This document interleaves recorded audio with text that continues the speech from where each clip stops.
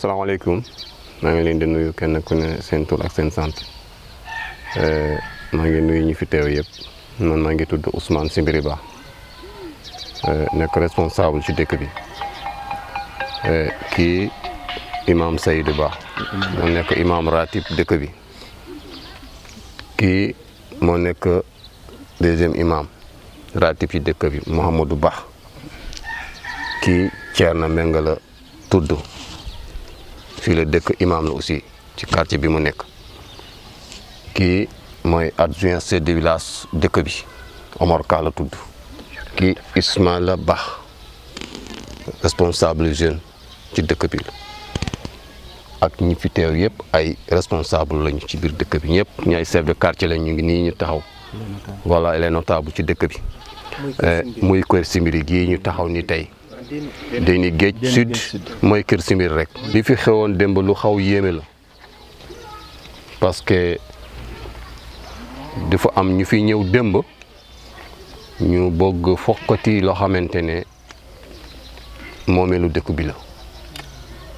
ndax dëkk ne fu mu màggee bu fa keneen ñëwee mu ne dañ ko jaay foofu te dëkk bee fa war a màggee loolu dina xaw yéeme lool te ñu ne état bi moo ko ko jox benn femme bu tudd Soxna Ndeye Maguette Mbuub la ñuy wax ñëwoon na fi nekk mais bi mu ñëwee par rapport ak la mu fa mu siti woon ne foofu lay am bi mu ñëwee démb du foofu la wax àggul foofu feneen beneen site la jël beneen la feneen beneen côté la jël ñu sonn lool ci yenn saa dañuy am faral am yu mel noonu biñ fi ñëwee démb nekk ay centaine de éléments de génie ñoom lañ wàcc fii mel na ñoom dañuy xeex diggante réew ak réew ñun tamit ñu dal di génn dem protéger suñu suuf protéger suñu terrain yi nga xamante ni dañ koy jël jox ko ay nit pour ñu dëkk ak ñun ndax gis nga dëkk baa ngi avancé loolu yëpp dëkk foofu la war a yaatu donc bu ñëwee ne bëgguñu jaay doole ñun tamit ñu daal di commencé xeex ak ñoom xeex bu méttee méttee fi am démb yàlla rek moo ci def ndox mu sedd bakkan rutu ci waaye ay blessure amoon na ak am na ñu ci arrêté woon mais finalement dina mujj bay ci guddi gi donc ñu sonnoon lool ci loolu nekk loolu nekk jaaxal ñu ñu toj noonu foofu la wax te loolu moo mel dëkk bi la ci quota dëkk bi la bokk. depuis kañ la fi ñëwoon ban at la fi ñëwoon. ñëw le 6 juillet 2021 bi yàggul ci la ñu toog bi ñu gis ba démb ay ndara ñëw ànd ak ay centaine d'éléments. terrasse woon nañ ko benn nit ñi commencé tabax benn nit ñi commencé dëkk am na ñu fa dëkk kii nii foofu la dëkk quartier boobu kii moom imam nekk imam raati foofu c'est Thierno Mbengue mii moo fa dëkk. foofu kan moo ko terrassé. mu ngi ko Pape Sow moo ko terrassé. Pape Sow moo ko terrassé autorisation par monsieur le maire Ndiagne. 2017 la woon 2016. lotissement bi 2016 la woon.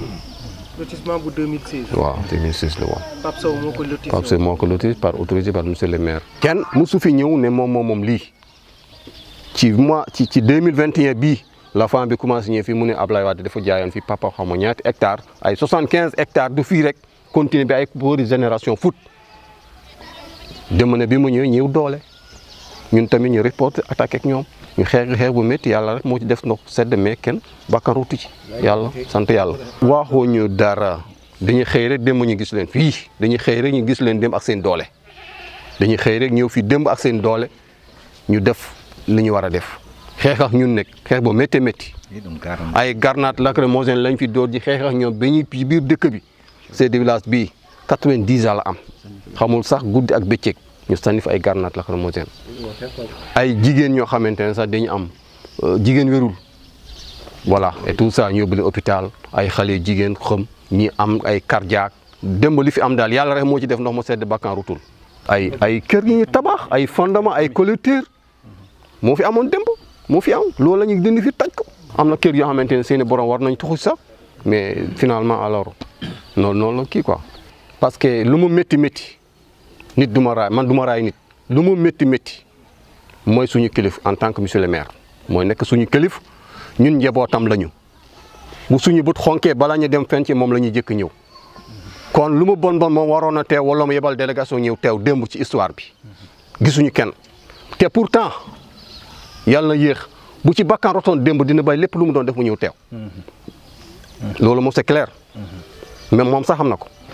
loolu rek man loolu rek laa koy attaqué juum na démb moom juum nañu waroon nañu teew démb taxawu seen i njaboot ndax ñun ay njabootam lañu amuñu feneen fu dul njañ ñun njañ lañu am.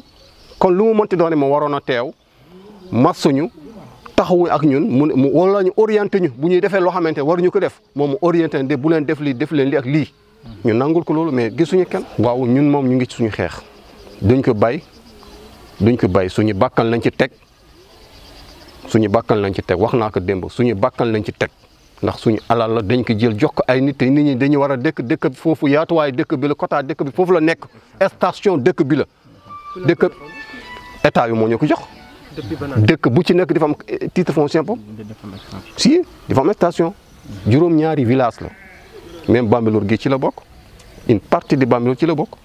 Ce qui s'est passé hier, la population a été vraiment surpris de voir une armée aguerrie entrer jusque dans des maisons, jeter des grenades lacrymogènes, se battre avec les populations sans prendre à des vieux, sans prendre à de petites filles, même jusqu'à ce qu'il y ait eu des évacuations à l'hôpital. Ils sont venus pour démolir nos maisons. Les maisons sont dans l'extension du village de Déni-Guedj Sud. Il faut savoir aussi que les villages, c'est une ancienne village qui date de 1906.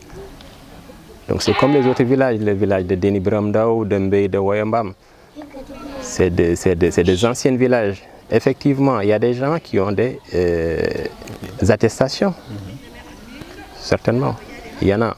Donc pourquoi on n'a pas reçu de sommation? Pourquoi la dame, en l'occurrence, n'est pas venue parler avec les gens à l'amiable? Tout peut se régler.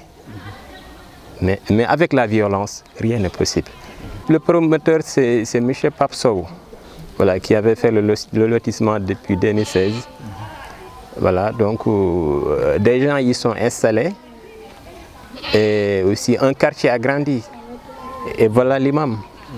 Des familles y sont. Aujourd'hui, ils sont sans domicile. Ils n'ont pas où dormir aujourd'hui. Leurs enfants sont présentement ici avec nous parce que leurs maisons sont démolies. Ça, c'est comme une guerre en fait. C'est comme de l'apartheid. On n'a rien compris. Le maire, ce qu'il a fait, il l'a fait. Il a toujours plaidé pour les extensions des villages. Ça, il l'a plaidé. Même devant le gouverneur, moi j'étais là-bas, en tant que jeune. Donc ça, même s'il n'avait pas signé des attestations là-bas, nous, le village grandit. Un village qui date de 100 ans ne peut pas rester sur la même superficie. Le village grandit et le village va grandir. Nous voulons, c'est ici que nous allons habiter.